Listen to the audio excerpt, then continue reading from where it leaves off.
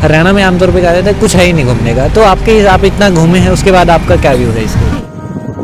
तो फिर महंगी साइकिल की ज़रूरत पड़ती है, तो इसके पीछे क्या है कि आपका जो साइकिल है कितने की होगी अंदाज़ा? मैनेज कैसे कर रहे हैं खर्चा प्लस रुकने वगैरह का? हाँ जी, कुछ जगह दोस्तों के पास रुक जाता हूँ, कुछ जगह जैसे गुरुद्वारे या फिर धर्मशाला वगैरह होती है तो वहाँ रुक जाता हूँ, कोई दिक्कत आती नहीं है। कितना फ़र्क पड़ रहा है और कितने लोग अवेयर हैं अभी तक? ही नहीं, क्योंकि देखो मैं पहाड़ों में रहता हूँ तो हम कम से कम चीज़ें यूज करते हैं वहाँ पे और ज़्यादा दिन रहते हैं, कहीं बार होता है कि 1 महीने के लिए चले जाते हैं। नमस्कार, मेरा नाम आकाश है और कैमरे के पीछे मेरे साथ दीक्षा है। एक शख्स हमारे साथ मौजूद है जो हरियाणा भर में साइकिल से ट्रैवलिंग कर रहे हैं। जानते हैं क्यों कर रहे हैं, क्या मोटो है इनका, इस बारे में। सर अपना नाम बता दीजिए। जी, मेरा नाम है सुमेद महला और मैं करनाल के एक छोटा सा गांव है मेरा, माजरा उड़ान करके, वहाँ से बिलोंग करता हूँ मैं। जैसे आप साइकिल पे ट्रैवलिंग कर रहे हैं, इसके पीछे क्या मोटो है? जी, मैं अपना मोटिव लेके चला हूँ जैसे हरियाणा साइकिल यात्रा को लेके कि भाई हमारा समाज स्वस्थ रहे, हम स्वस्थ रहे और हमारे आसपास के लोगों को हम प्रेरित करें, जैसे कि फिजिकली नहीं मेंटली तौर पे भी कि भी मानसिक बीमारियां भी होती हैं तो उनको लोग लेके भी जैसे लोग अवेयर नहीं हैं, तो और एक दूसरा कि भी आजकल हरियाणा में भी नशा बढ़ता जा रहा है, तो जैसे हम देख रहा हूँ आसपास में, तो उस चीज़ को लेके भी मैं मोटिवेट कर रहा हूँ लोगों को भी नशे से दूर रहे। कितने दिन का प्लान किया है पूरे हरियाणा को कवर करने में? जी, मेरा 15 दिन का सोच रखा है मैंने, लेकिन 15 दिन से थोड़ा 1-2 दिन कम में हो जाएगा। कम में ही हो जाएगा? हाँ जी, जैसे अभी तक अंदाजा कौन सा डिस्ट्रिक्ट हो गया?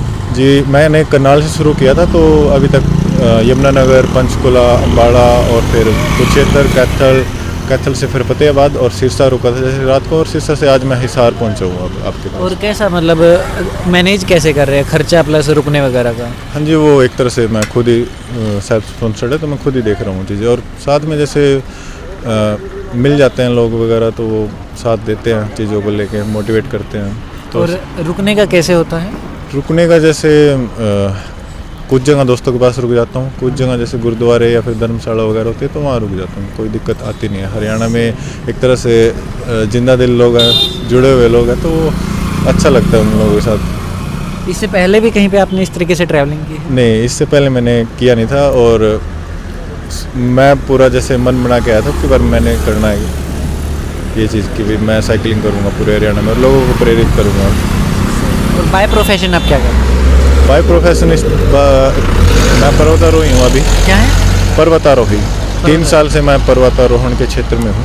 अच्छा। हाँ जी। तो उसमें कैसा मतलब आप ट्रेनिंग देते हैं, लोगों को हाइक पे लेके जाते हैं या फिर क्या करते हैं? हाँ जी, एक तरह से मैं खुद भी अभी तो जैसे सीख ही रहा हूँ, ट्रेनिंग वगैरह मैं दे सकता हूँ लेकिन दे नहीं रहा हूँ, और ट्रेनिंग मेरी जैसे बेसिक माउंटेनिंग और एडवांस माउंटेनिंग होता है तो वो दोनों मेरा हो चुका है जैसे, और उसके अलावा भी काफ़ी ट्रेनिंग होती है हमारी, जैसे रॉक क्लाइंबिंग का हो गया ट्रेनिंग और आइस क्राफ्ट, तो सर्च एंड रेस्क्यू वगैरह, तो ये वो सब भी और करना अभी जैसे आप पिछले 21 तारीख से निकले, 21 से निकले होंगे और आज जैसे कि 26 हो चुका है, किस तरह की समस्या आई है अब तक, अगर कुछ दिक्कतें आई है तो? नहीं, अभी तक तो कुछ खास दिक्कत हुई नहीं है, सब स्मूथ चल रहा है? हाँ जी, सब स्मूथ चल रहा है और अच्छा लग रहा है लोगों से मिलके, अलग अलग एरिया से। जैसे आज सिरसा से आ रहा था तो गांव के रास्ते से आया मैं, तो मैंने मेन रोड अवॉइड ही किया एक तरह से, तो लोग रोक के मेरे से पूछ रहे थे कि भाई कहाँ जा रहे हो, भाई चाय वगैरह पी लो, खाना वगैरह खा लो, तो अच्छा लगता है कि भाई ऐसे हमारे देहात के लोग ऐसे हैं कि भाई एक तरह से कि भाई कोई अजनबी आया है और उसको ऐसे रिस्पेक्ट से कि भाई आ जाओ आप, तो रोक रहे थे मेरे को, लेकिन मेरे को यहाँ हिसार पहुँचना था तो मैं उनको धन्यवाद करते हुए फिर यहाँ आ गया कि जैसे गांव में ये माहौल आमतौर पे मिल ही जाता है, किसी भी स्टेट में अगर जाते तो बहुत अच्छा माहौल मिलता है, रुकने खाने की कोई दिक्कत नहीं होती है। और अभी आगे यहाँ से कहाँ आप निकलेंगे? जी, यहाँ से हिसार से मैं जींद होते हुए रोहतक जाऊँगा कल। जैसे आपका जो मोटो है पर्यावरण को लेकर के आप लोगों को जागरूक कर रहे हैं, क्या लग रहा है कितना फ़र्क पड़ रहा है और कितने लोग अवेयर हैं अभी तक? जी, जैसे अगर मैं खुद को बताऊँ तो मेरे पास भी जैसे लोग पूछ रहे हैं कि भाई क्या कर रहे हो अभी, और प्रेरित हो भी रहे हैं। जैसे मेरे गांव का ही लगाऊं तो वहाँ पे भी लोग एक स्पोर्ट्स को ही लेके लगा लो, तो एक जैसे एक बंदा करता है कुछ चीज़ तो वो प्रेरित होता है कहीं ना कहीं से, कोई ना कोई होता ही है। जैसे मैं खुद भी किसी को देख के मोटिवेट हुआ हूँ कि जैसे माउंटेनियरिंग लाइन में मैं अनीता कुंडू जी को देख के आया जैसे, हाँ, तो कोई ना कोई प्रेरित करता ही है। तो अगर मैं ये चीज़ करूँगा तो कहीं ना कहीं कोई ना कोई तो प्रेरित होगा ही, मोटिवेट होता है। ऐसा कुछ नहीं है कि भी नहीं होता। तो मेरा विश्वास है कि भी ये चीज़ें हमें करते रहनी चाहिए कुछ ना कुछ ठीक है, ऐसा। हम लोग सुनते हैं कि जैसे अगर कोई साइकिल पे ट्रैवलिंग कर रहा है, जैसे स्टेट भर में ट्रैवल कर रहा है या पूरे इंडिया में ट्रैवल कर रहा है, तो फिर महंगी साइकिल की ज़रूरत पड़ती है। तो इसके पीछे क्या है कि आपके जो साइकिल है कितने की होगी अंदाज़ा? नहीं, ऐसा कुछ नहीं है। अगर मेरी साइकिल है 6,500 की, 6,500 रुपये इसका प्राइस है। सही है। हाँ जी, और ये एक तरह से रोड बाइक है, डेडिकेटेड सबसे सस्ती रोड बाइक है एक तरह से। मैंने लाइट वेट खरीदी थी, और सच बताऊँ तो ये मेरे दोस्तों ने गिफ्ट दी थी मेरे को। 3 दोस्तों ने पैसे इकट्ठे करके मेरे को ये दी थी, और आज इसका मेरे को लग रहा है कि भी अच्छा उपयोग हो रहा है, यानी कि इसके पैसे वसूल अब हो रहे हैं इसके। फोटो में दोस्त भी देखेंगे तो अच्छा लगेगा, हाँ कहीं काम आ रही है। कि भी हमने गिफ्ट दिया था और वो अच्छा यूज़ कर रहा है इसका। और इतने दिन का आपने टूर निकाला है, करीब करीब 15 दिन का। हाँ। तो इसके लिए जैसे साथ में कपड़े वगैरह कितना आप मैनेज कर रहे हैं? और क्योंकि वजन में देख पा रहा हूँ कुछ खास यहाँ पे दिख नहीं रहा है।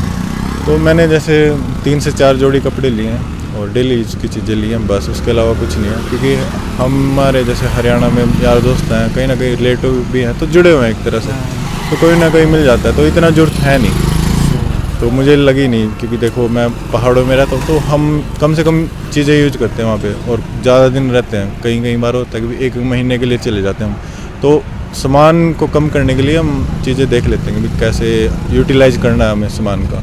तो उस तरह से वो चीज़ मैं फिर यहाँ यूज़ कर रहा हूँ, माउंटेनिंग की चीज़, कि लाइट वेट चल रहा हूँ मैं सामान को लेके। और ये ज़रूरी भी, आप अगर लाइफस्टाइल सीखना चाहते हैं, कम खर्चे में ज़्यादा अच्छे से रहना चाहते हैं, तो आपको ट्रैवलिंग पे ज़रूर निकलना चाहिए। और टूर और ट्रैवलिंग में फ़र्क है, तो समझ करके अपनी ट्रैवलिंग पे निकले। बिना किसी प्लान के साथ आप निकल सकते हैं, बस निकल जाइए, होता रहेगा सब चीज़ें मैनेज। ये जो एक कुछ नाम लिखा हुआ है, करनाल रैंडोन्योर, क्या है इसका मतलब? जी, ये मेरा साइकिलिंग ग्रुप है एक तरह से करनाल में। तो ये हम प्रमोट कर रहे हैं साइकिलिंग को करनाल भर में, और आसपास के युवाओं को भी जोड़ रहे हैं, खाली करनाल में ही नहीं। तो एक तरह से मैं इसको भी प्रमोट कर रहा हूँ कि जैसे हमारे करनाल में और खास आसपास के एरिया के लोग जुड़े, साइकिलिंग से जुड़ेंगे। जैसे इसके लिए साइकिलिस्ट होना ज़रूरी नहीं है, आप डेली कुछ ना कुछ जैसे साइकिल चलाओ तो जुड़ सकते हो आप। और एक तरह से हम आगे लेके जा रहा हूँ मैं इस चीज़ को, तो अच्छा लग रहा है कि हमारे एरिया के जब लोग देखेंगे तो वो और ज़्यादा जुड़ेंगे इस चीज़ से, कि भाई साइकिलिंग से कहीं ना कहीं अवेयर होते हैं हम तो। और जैसे इसके बाद आपका कहीं बाहर भी प्लान है, आउट ऑफ हरियाणा? नहीं, अभी सोचा नहीं है इस तरह से। इसके बाद जैसे साइकिलिंग के बाद मेरा कंपटीशन है ट्रेल रनिंग का, तो मैं उसके लिए जाऊंगा फिर पुणे SRT करके, तो वहाँ जाने का प्लान है मेरा। एक तरह से मेरे लिए तो ट्रेनिंग है ये, और मैं मोटिवेट भी कर रहा हूँ लोगों को। तो वो एक तरह से मेरे अपनी ड्यूटी समझता हूँ समाज के प्रति, इसलिए कर रहा हूँ मैं। बाकी पर्सनल मेरा कोई रीज़न नहीं है। एक तरह से मन होता है ना कि भाई एक चीज़ करनी है आपको, और वो चीज़ करने के बाद आपको शांति मिलेगी। तो मेरे को शांति तब मिलेगी जब मैं करनाल चला जाऊँगा एक तरह से, कि हाँ एक चीज़। अच्छा भैया, एडवेंचरस के हिसाब से देखें तो काफ़ी अच्छा है। हाँ, एडवेंचर तो है ही कि भी आप नई नई जगह जा रहे हो एक तरह से।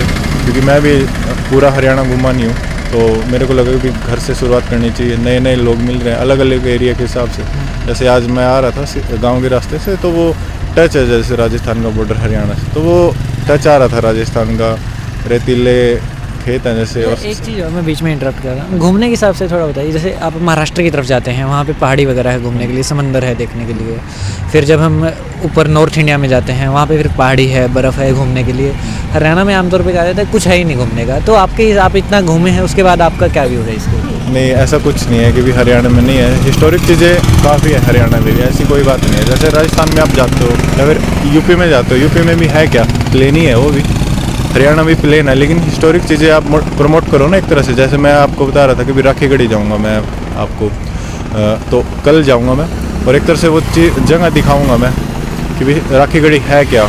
तो राखीगढ़ी बेसिकली जैसे आप सुनते होंगे मोहनजोदाड़ो या फिर हड़प्पा सभ्यता के बारे में, तो एक तरह से वैसा ही हिडन प्लेस है राखीगढ़ी, हिसार में ही है वो। तो कल मैं उसको जाके दिखाऊंगा, और वो जींद डिस्ट्रिक्ट के बीच में पड़ता है रास्ते में। तो मैं कल जब रोहतक जींद जाऊंगा तो मैं दिखाऊंगा उसको अच्छी तरह से कि क्या चीज़ है वो। बहुत बहुत शुक्रिया, अच्छा लगा मुझे मिलकर आपसे। Thank you.